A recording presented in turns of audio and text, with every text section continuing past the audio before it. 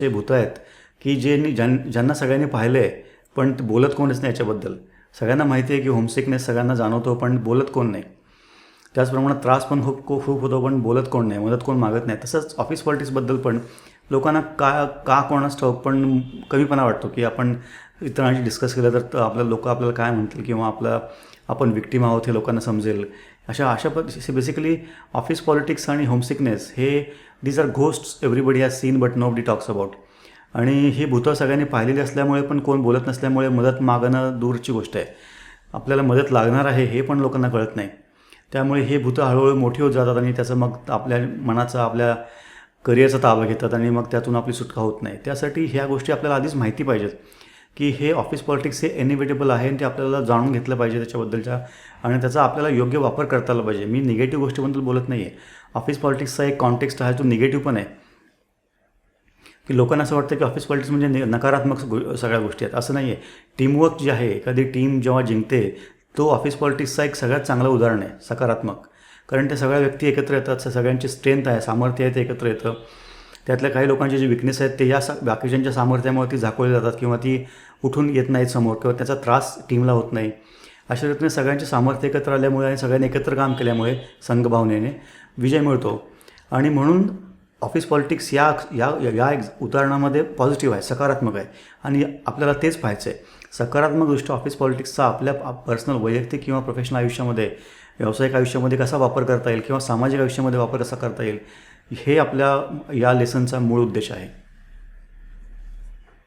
आत्ता मी जसं म्हणालो की सांघिक भावनेचं किंवा एखादा संघ जेव्हा जिंकत असतो तेव्हा ऑफिस पॉलिटिक्स हे खूप चांगलं सकारात्मक उदाहरण असतं. कारण सगळे लोक 11, म्हणजे क्रिकेटच्या बाबतीत बोलायचं झालं तर 11 खेळाडू ग्राउंडवरचे, बाकीचे स्पेअर खेळाडू, बाकीचे management coach, fielding coach, bowling coach, batting coach, आणि बाकीचे ॲडमिनिस्ट्रेटिव्ह स्टाफमधले किंवा मेडिकल स्टाफमधले हे सगळे लोक, किंवा मेंटर्स लोक, किंवा सल्लागार, कन्सल्टंट्स वगैरे, किंवा जी BCC बॉडी आहे, गव्हर्निंग बॉडी, त्यांचे हे सगळं होमवर्क, हे सगळं टीमवर्क आहे.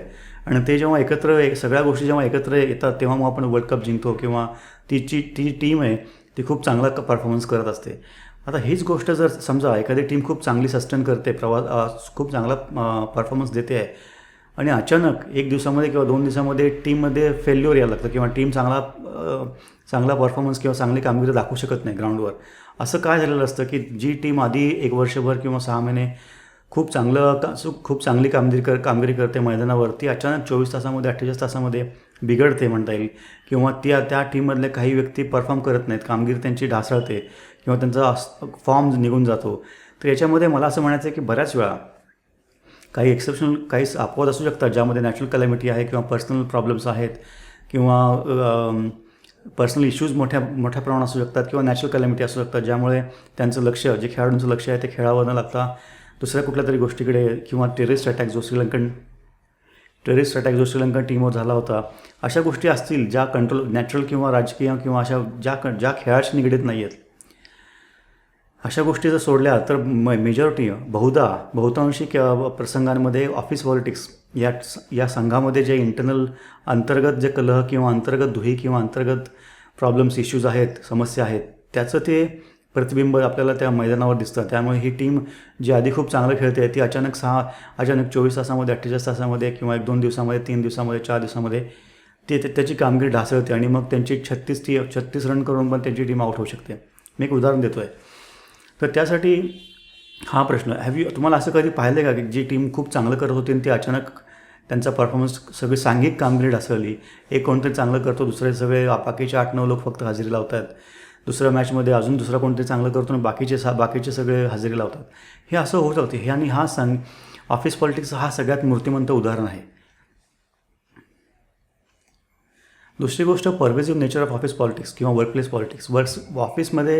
ऑफिस म्हणजे आपण प्रातिनिधिक दृष्ट्या असं बघतो की कुठलं तरी एक कार्यालय, आणि वर्कप्लेस म्हणजे ज्या ठिकाणी माणसं काम करतात ते तो कार्यालय असेल, किंवा ते सामाजिक संस्था असेल, किंवा तो समाज असेल, किंवा कुटुंब असेल, किंवा खेळाडूंची टीम असेल, किंवा शाळा असेल, किंवा कॉलेज असेल.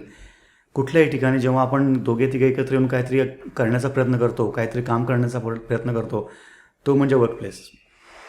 आणि ऑफिस पॉलिटिक्स हे सगळीकडे अवेलेबल असतं. अगदी परवेसिव्ह नेचर म्हणजे काय, ऑफिस पॉलिटिक्स हे सगळीकडे सगळीकडे प्रिव्हॅलंट आहे. म्हणजे सगळीकडे असं ऑफिस पॉलिटिक्स आढळून येतं.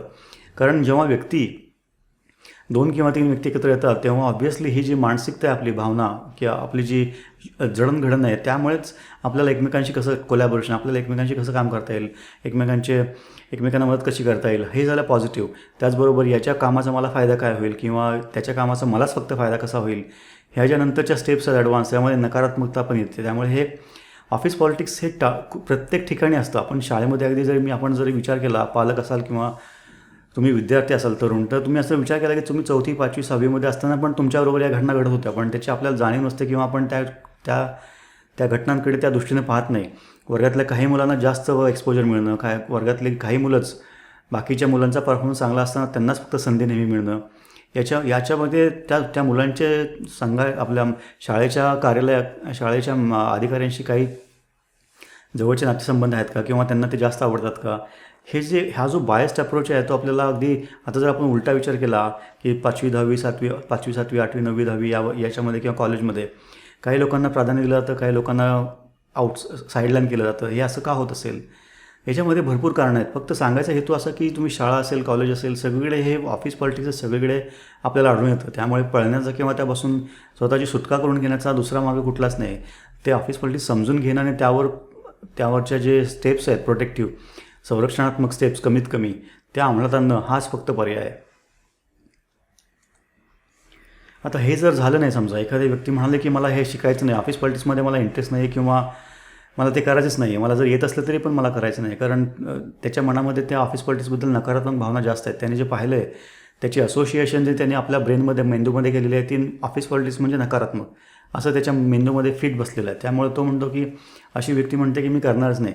आता आपण समाजामध्ये आजूबाजूला बघतो, अतिशय हुशार माणसं, अतिशय महत्त्वाकांक्षी माणसं, अतिशय उद्यमशील माणसं, म्हणजे कोणताही प्रसंग, कोणताही संकट त्यांच्यासमोर आलं तरी ते त्यावर मात करण्याची, त्यावर तोडगा काढण्याची त्यांची कपॅसिटी असते, त्यांची कपॅसिटी असते. पण ते एवढं असूनही हे ऑफिस पॉलिटिक्ससारख्या याच्यामुळे लोकांनी त्यांना कॉर्नर केल्यामुळे किंवा लोकांकडून मदत न मिळाल्यामुळे किंवा लोकांनी त्यांना एखाद्या गोष्टीमध्ये अडकवल्यामुळे किंवा यांच्या ज्या लोकांकडून अपेक्षा आहेत त्या पूर्ण न झाल्यामुळे ही लोकं आपल्याला डिजेक्टेड, डिप्रेस्ड किंवा अतिशय दुःखी झालेली बघायला मिळतात. आणि दुःखी झालेले लोकं पण त्यांनी जर एकदा आपल्या मनात ठरवलं की आपल्याला कोण मदत करत नाही आहे, आपण एकटंच काम का करायचं वगैरे असं, मग ती अशी बरीचशी मंडळी आपल्याला आजूबाजूला अयशस्वी झालेली दिसतात किंवा विशेष काही करू न शकलेले असे दिसतात. त्यांची कपॅसिटी खूप चांगली असते, टॅलेंट खूप चांगलं आहे, त्यांच्याकडे बौद्धिक क्षमता खूप जास्त आहे, कार्यक्षमता पण खूप जास्त आहे त्यांची उद्यमशीलता, म्हणजे एखाद्या प्रसंगावर मात करण्याची कपॅसिटी पण खूप चांगली आहे. तरी पण एवढं सगळं असून पण ते करू शकत नाहीत, कारण त्यांना लोकांना मॅनेज करण्याची किंवा लोकांबरोबर काम करण्याची किंवा लोकांकडून काम करून घेण्याची किंवा टीममध्ये एका सांघिक भावनेने खेळण्याची किंवा सांघिक जे इश्यूज असतात संघामध्ये ते सगळे मॅनेज करण्याची त्यांची कौशल्य त्यांनी आत्मसात न केल्यामुळं अशी खूप चांगली माणसं आपण आजूबाजूला नको त्या ठिकाणी अडकलेली किंवा लटकलेली बघायला मिळतात आपल्याला. आणि मला त्याचा खूप चांगला अनुभव आहे, कारण माझ्या मित्र किंवा माझे शेजारी किंवा माझे कलिग्स एखाद्या विशेष क्षेत्रामध्ये खूप चांगली कामगिरी त्यांची कपॅसिटी होती किंवा ते खूप चांगलं काम करत, पण बाकीच्या लोकांनी त्यांना सपोर्ट न केल्यामुळे किंवा यांना त्या लोकांना मॅनेज करण्यामध्ये अपयश आल्यामुळे त्यांना बेसिकली माघार घ्यावी लागली. मग त्यांनी काहीतरी त्यांचा जो कोर स्ट्रेंथ होती, त्यांचं जो मूलभूत सामर्थ्य होतं ते सगळं सोडून मग बाकीचे पोट भरण्यासाठी बेसिकली बाकीचे जे उद्योग किंवा बाकीची नोकरी वगैरे करतात ते सुखी नाही आहेत, कारण त्यांना माहिती आहे त्यांना ते आवडत नाही आहे. त्यांना हे पण माहिती आहे की आपण हे चांगलं करू शकत नाही. त्यांना हे माहिती आहे की आपण हे जे त्यांचं मूलभूत कौशल्य आहे त्यामध्ये खूप चांगलं काम करू शकतो, पण तिथे सपोर्ट नसल्यामुळे किंवा हा सपोर्ट त्यांना निर्माण करता येत नसल्यामुळे लोकांकडून असं सगळं होतं आहे. हे अपयश आहे. यासाठी सगळ्यात मला सांगायचा मुद्दा, ऑफिस पॉलिटिक्स, कार्यालयीन हे जे डावपेच होतात ते आपल्याला आलेच पाहिजेत. बेसिकली डावपेच हा शब्द जरी थोडासा नकारात्मक असला तरी पण हे सगळं मॅनेज करता आलं पाहिजे. लोकांबरोबर काम करायचं, लोकांकडून काम करून घ्यायचं, हेच तर करिअर आहे बेसिकली. 30, 40, 50 वर्ष आपल्याला हेच करायचं. मग तेच जर आपल्याला जमत नसेल तर मग ऑब्व्हियसली हे डिजेक्टेड, डिप्रेस्ड आणि नको त्या ठिकाणी आपण लटकताना दिसतो किंवा मग आपण नंतर डिप्रेस होतो आणि सगळं सोडून देतो. बेसिकली वी गिव्ह अप असं सगळं होताना दिसतं आपल्या आजूबाजूला. पण त्यासाठी ऑफिस पॉलिटिक्स समजून घेणं खूप महत्त्वाचं आहे.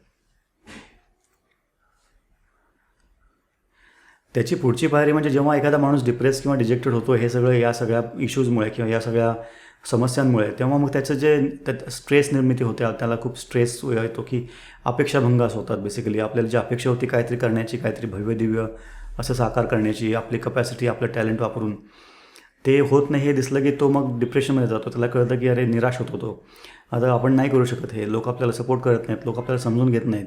हा एकतर्फी विचार आहे. तरी पण आता लोकांना लोक जसे समजून घेऊ शकत नाहीत तसे ही व्यक्ती पण समजून घेऊ शकत नसेल पॉसिबली. पण हे सगळं निगेटिव्हली दृष्टीने जात असताना मग त्यांचे शारीरिक स्वास्थ्य आपण हरवतो, मानसिक स्वास्थ्य हरवतो. त्याचं इमिजिएट रिफ्लेक्शन, त्याचं लगेचची प्रतिबिंब आपल्या कुटुंबामध्ये दिसायला लागतं. कुटुंबाला कळतं की अरे हा मानसिकदृष्ट्या खचतो आहे किंवा शारीरिकदृष्ट्या याला त्रास होतो आहे. मग ते पण थोडंसं त्यांना पण टेन्शन येतं, ते पण प्रेशरमध्ये असतात. अशा मग आणि याचा सगळा इम्पॅक्ट बेसिकली आपल्या स्वतःवरच होतो आणि आपलं कुटुंब त्यामध्ये सफर करतं किंवा त्या कुटुंबाला खूप मोठा त्रास सहन करावा लागतो. हे सगळं होण्यामागची कारणं तुमच्याकडे हुशारी नाही आहे का, तुमच्याकडे कार्यक्षमता नाही आहे का, तुम्हाला ॲम्बिशियस तुम्ही महत्त्वाकांक्षी नाहीत का, तुम्ही काम चांगलं करत नाही आहेत का, किंवा तुमची काम करण्याची वृत्ती नाही आहे का, हे काहीच नाही आहे. हे सगळं तुम्ही करूनसुद्धा जर यश मिळत नसेल आणि ते जर ऑफिस पॉलिटिक्समुळे किंवा इतर लोक तुमचा फायदा घेतात, इतर लोक तुम्हाला वापरून घेतात, इतर लोकांना तुम्हाला मॅनेज करता येत नाही हे असेल कारण, तर मग चूक आपलीच आहे. आपणच समजून घेतलं पाहिजे हा सगळा प्रकार काय आहे, लोकांबरोबर काम कसं करायचं, लोकांना मॅनेज कसं करायचं, लोकांसाठी काम कसं करायचं आणि लोकांकडून काम कसं करून घ्यायचं. हे झालं तर आपलं करिअर 100% समृद्ध आणि यशस्वी होऊ शकतं.